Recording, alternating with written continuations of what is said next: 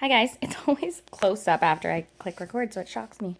I wanted to just do a quick video, obviously a quick messy video, while I had this on my brain. So this weekend I did a small craft show in Fairview for the first time in a long time. It was especially the first time I did one where I didn't know any of the other vendors. The only other vendor I ended up knowing, besides a lady who asked me to be in it, which I didn't really know her. I had just met her at a training thing that I had gone to, and she'd messaged me and asked if I wanted to be a part of this. So I knew it was her first time planning an event. The table was $50 to have the 8 foot, and I went ahead because I thought, you know what, this woman seems so organized, by coming to me and saying, hey, doing this event, do you want to be in it? And she runs a direct sales business as well as another one, and had been at this training, so I thought she's serious about her business. And I haven't done a lot of small events, and I need to get out there and do this kind of stuff too. So sure, I paid the $50. I'm also in a position in my business, I think, too, where that I don't have to think that stuff through as much as I did in the early years about profit. I have lots of stock kicking around from doing big events, it's not really an undertaking that way for me. So to pay that amount for the table is different, but I realize that that's not necessarily going to be the same way for everybody. So I did this event on Saturday. And I did, going into it, I had low expectations, which I think is a good thing, because I knew it was her first time planning an event, and I'd only really seen her do stuff on Facebook. But I've been so busy, I hadn't really even paid attention that much to what kind of advertising she was doing. I didn't really ask her. I'm really bad for that, but maybe that's a good thing. It keeps me stress free because I'm just like, I put my faith in people and carry on with all the other things I have to worry about. Excuse me. So then these are, maybe we should call these casual Monday morning chats with Christine. Maybe I'll title the video series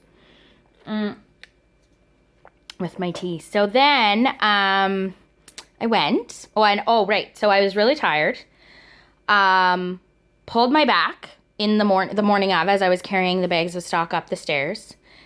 Tried really hard. Challenged myself. Again, like I said, because every stage of the business, my challenge to myself, besides getting out there and doing something like this, was packing smaller for something like this. I'm an overpacker in all aspects of my life. And so for small craft shows, it can be frustrating to me to go and lug all this stuff and set up all this stuff and then not sell any of the stuff and then be the last one out of there by a long shot, packing up all the stuff to bring home. And so I thought, nope, I need to learn how to pack small. I think my problem is I like variety, and there's too much choice in Scentsy. So I want to have options there in case somebody's willing to buy a warmer. I want them to not miss out. If I have the warmer they might like, I don't want to not have it there, is my struggle, I think. So I made myself pack lighter, because that's what this business is. 5.5 years in, I still have to challenge myself and learn new things and do all that, right? And adapt, because you guys are inspiring me. I'm watching you guys do things and thinking, wow, like, they're rocking this business. They are doing these shows and they're selling out and they're getting all these recruits, and I need to stop making excuses for myself that make my life easier. I have to get uncomfortable. I have to step outside of the box and do what they're doing. Do what I did in the beginning days of my business. That's a big lesson in leadership, is don't forget to keep being uncomfortable yourself. So that was my goal, was to pack light. And then I twisted my back anyway. So I was going into this so grumpy. I was like, I finally have a break from my kids for the first time in 2 weeks, because their dad had been away. He'd gone back home. His dad had had a heart attack and been in the hospital the week before. So I was like, this is the last thing I want to be doing, because I know I'm not going to really make my $50 back. But because I am really good at honoring commitments, even twisting my back, I'm like I just have to make this work. So I took my time loading the car, and I went slow, and I got to the Legion where it was being hosted and set up. And I could see when I got in there, it was going to be smallish, like not even a lot of vendors. And And it was nice. It was nice to set up. The other thing is that I took my bars in the bins that I store them in. So people couldn't even like flip through bars to see what kinds I had. I didn't take this. I ended up, it's still in my hallway because I thought I'd take it, and then I didn't put it in my vehicle. I didn't take my little spinny rack thing because I thought that's more time to set up. And, you know, I need to go back to the basics when I had little baskets. But people had to dig to find a bar they might want. But I thought, well, whatever. Got there, realized I had an 8-foot table, so that was exciting because there was room for the bins. And I'd focused on the warmers that, you know, I took a lot of night lights because I have a lot. I have the ability to, but I focused on the lampshades because they're really popular lately, and our 2 warmers of the month from this month and next month, because I thought, like, that's what I should be putting on display. Those are the best warmers of the month we've had in ever. Besides chasing fireflies maybe a couple years ago. So, set up, spent my day chatting. In the first little while, there was a few customers coming through, but it was even still hard to tell if they were customers or people that had vendors still wandering around chatting like they do. But I sold a room spray and a buddy clip to these 2 older sisters for their mom's stinky room and had a good chat with them. And I sold a bar. That's it, I think. Yeah. So, I mean, compared to the other vendors, I made almost my money back that way. But why I wanted to do this video, and I know it just took me 6.5 minutes to get to my point, but that's me, is that most of the other vendors that were there, or a lot of the ones I talked to anyway that were around me, are new to their business and doing these kinds of events. And so they had a lot of questions for me as we were chatting. And they're like, is this normal that it's so dead? And do you think it's going to get better? And I realized why I was there. I realized why my path had been led to be at that event, because I get invigorated by being reminded what it was like at the beginning. By you guys, but also by other people in this business trying to make a go of it. They remind me of how far I've come and how much I do have to offer to say, you know what, this is normal. However, these are the things that you focus on that are great. The fact that you have more time to talk to the vendors turns into way better connections in the long run. I've recruited some of you as the vendor beside me. Now, I didn't purposely try to steal you away from your company, but some of you were beside me with another business and saw how well Sensi was doing, and we just chatted and connected. That was from being at slow events where I wasn't busy selling the whole time.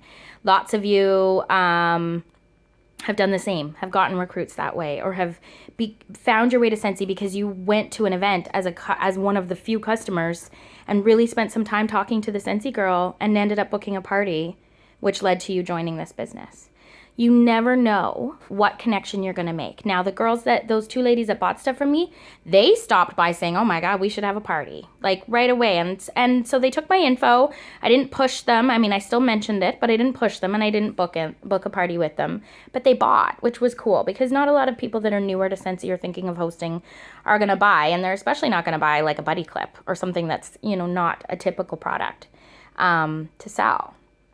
And anyway, I spent the day really learning from these vendors. I mean, the companies are usually the same at these events, but not the vendors. And this one was different because there was Watkins and there was more of those like other things. I talked to a lady from Avon who works for Avon as the district trainer. So she does what I do, but she's a staff member of Avon for all of the Maritimes. And so I got to learn a lot from her about how they do it differently, because the more you understand, the better you can lead and know what makes your company different and stand out when you're a trainer and looking to be that in your business. And then the funniest thing was the lady that was there with the leggings.